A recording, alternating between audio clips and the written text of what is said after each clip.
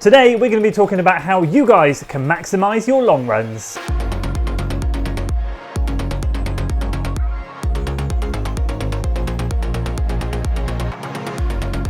In this training block, I've done over and under long runs, progression long runs, second half workout long runs, and there's still more to come.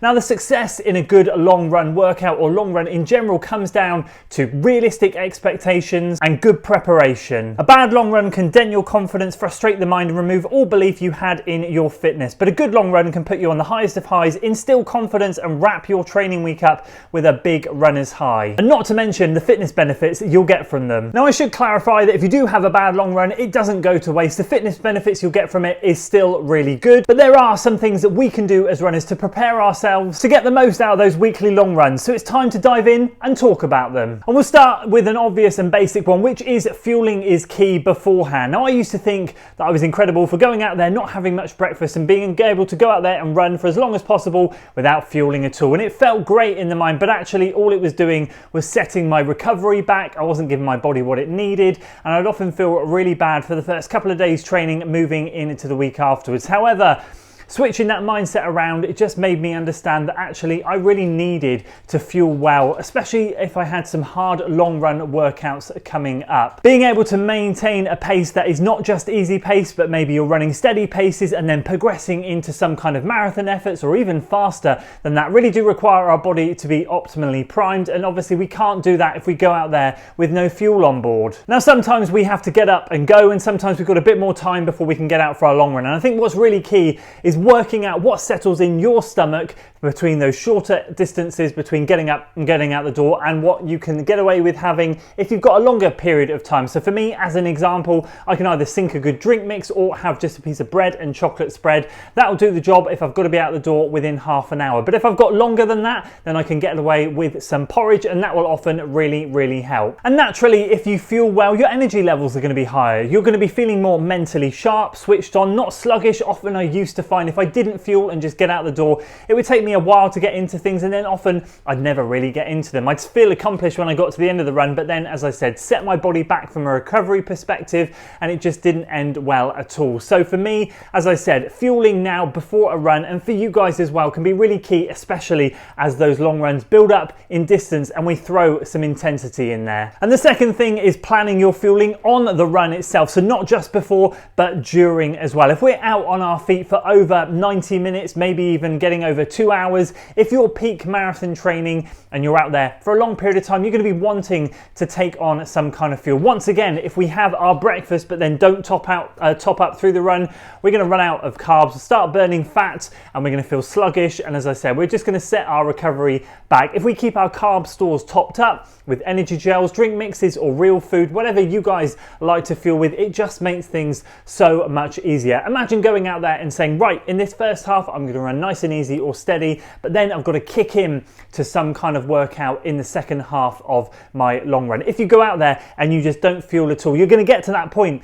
where you've got to kick into a workout, you're going to feel sluggish, flat, and you're just going to have no energy at all. Keeping those carb stores topped up is really important. Not to mention as well, and I won't forget, hydrating. I should have mentioned it in the first point. Hydrating well before your long run is key, and of course during as well. I have in this long run workout, in this marathon training block, taken bottles of water out there, drop them in certain locations so that I can come back and utilize them on my long run workouts. If I'm doing intervals and I'm going back and past a bottle, it's great to be able to top up and keep hydrated. Once again, it's just another really important thing and stops us getting dehydrated and being underfueled. Now, here's a good one for you, a little bit more mental rather than physical, but be realistic with your expectations. Where are you in training? Are you having fun at the moment, not in a training block and just going out there and enjoying yourself? Are you deep in a marathon training block, or are you at the start of a marathon training block or half marathon training block? Wherever you might be, you should realistically have different expectations of what you can produce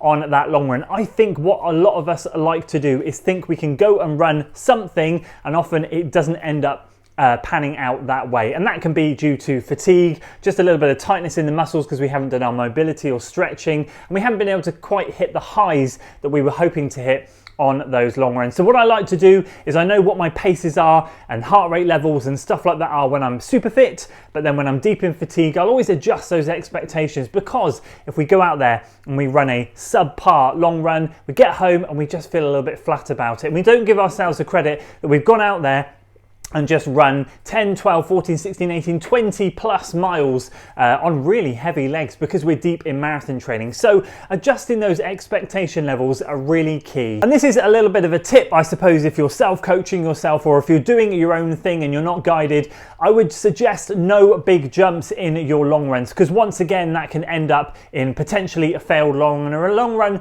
that doesn't quite go to plan. What I tend to enjoy doing is I work to time, and I'll increase my long runs every other week by around 10 minutes, sometimes 15, but usually do 10-minute jumps. So as an example, I started this marathon training block in the early days doing around 1 hour 45, 1 hour 50.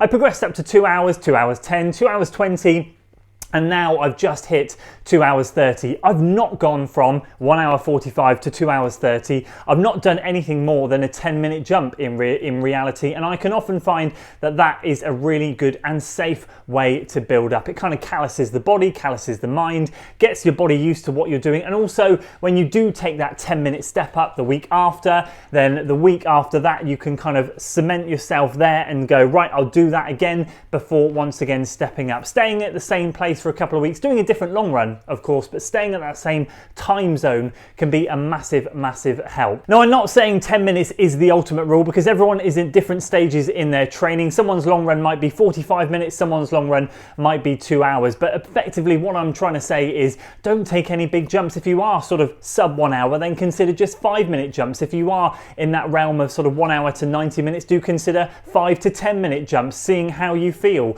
Do consider maybe 10-minute jumps if you're over 90 minutes. Just taking it in relation to where you are with your mileage can really make those step ups much easier. And number 5, shoe choice. Why is it important and why does that matter? Well, for me, it absolutely matters. For a lot of people, it's not quite such a big deal, but if you are doing long run workouts and not just easy long runs, do you want to head out the door knowing that you have a progressive long run or a second half workout in your long run in some big ploddy max cushion shoe that's really heavy?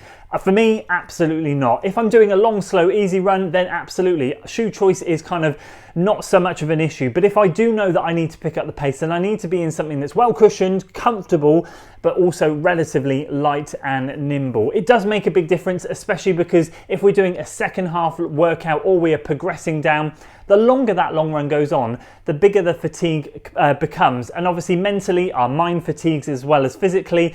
And if there's something heavy on our feet, which I have often found in the past, I'm out there plodding away and thinking, God, these shoes suddenly feel really heavy. Again, it's a mental thing, but if I'm wearing a pair of shoes that feel light on feet, they disappear and they flow and they work, then they just never become an issue in the long run at all. So again, it really does come down to what type of long runs you're doing. If you're doing long, slow, easy long runs, then it really doesn't matter that much. But if you are doing workouts, it really can make a big difference. And finally, your route choice, preparing your route. That is absolutely key. And again, for me, something that is completely underappreciated when it comes to long runs. So again, look at where you are in your training. What are you doing? What are you training for? What stage are you in your training block? So as an example, if you're at the beginning of a training block or you're not in one, then it really doesn't matter, does it? You can go out there and just enjoy the run the hills, run the trails, run the roads, whatever you want. If you're getting specific and you're training for a road marathon, then you might want to consider in the final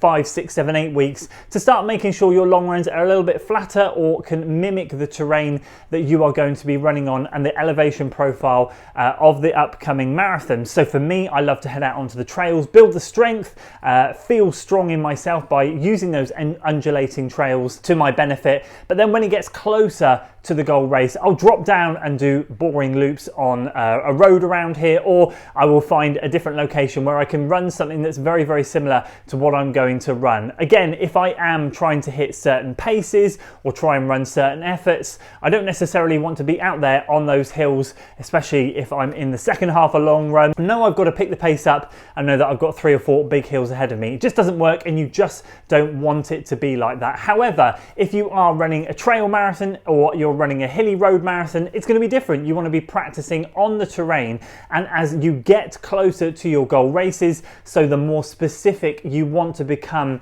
with those long runs. If you know that there's a hill in mile 15 of the marathon, maybe try and make sure that there's a hill in mile 15 of your training run.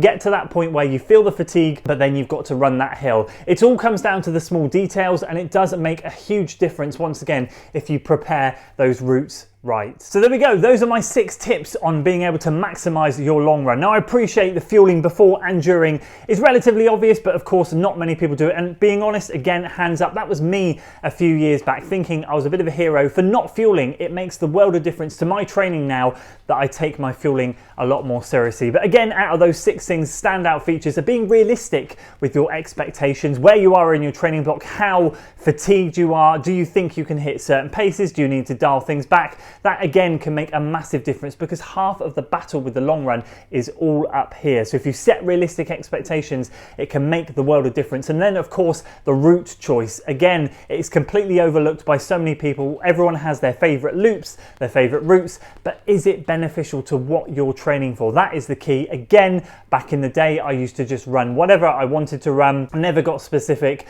and often it didn't end up working out particularly well for me. But as the years have gone on, I've got a lot more specific with my long runs, realize that I need to train my body and my mind for what is coming up, and it really does make a difference. So I'd love to know, out of those 6 things that I've talked about, what your most important one is, and of course, do you have a top tip to help other people maximize their long runs? So that's it from me today, guys. I hope you enjoyed this one. If you did, please do consider giving it a like, share it with your friends, and of course subscribe to the channel for weekly running content, and I'll see you on the next one.